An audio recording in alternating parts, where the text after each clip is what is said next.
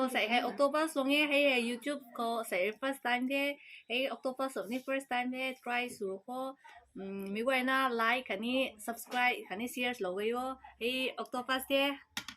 giáo lâu cái thôi octopus sẽ tu lâu bên he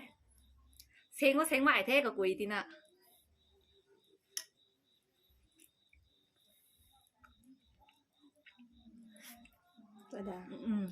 quá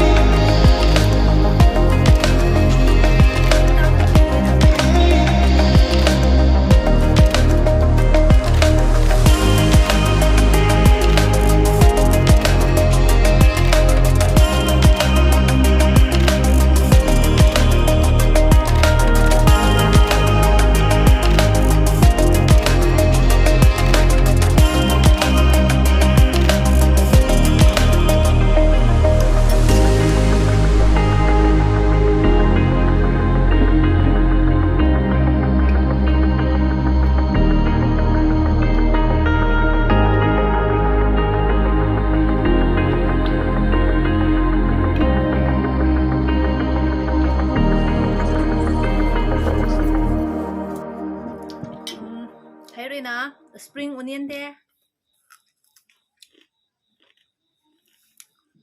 hay rồi na tomato thế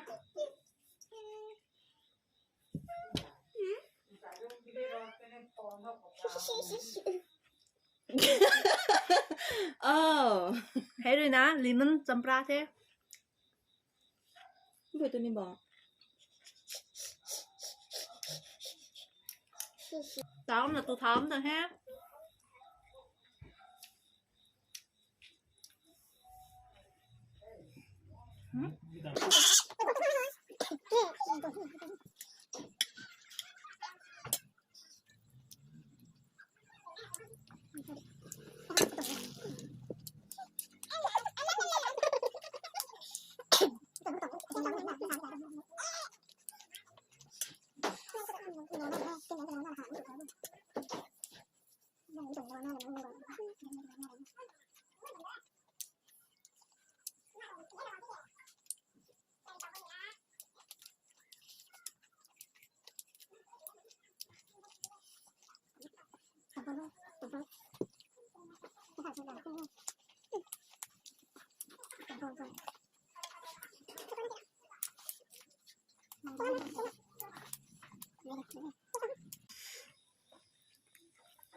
Xì.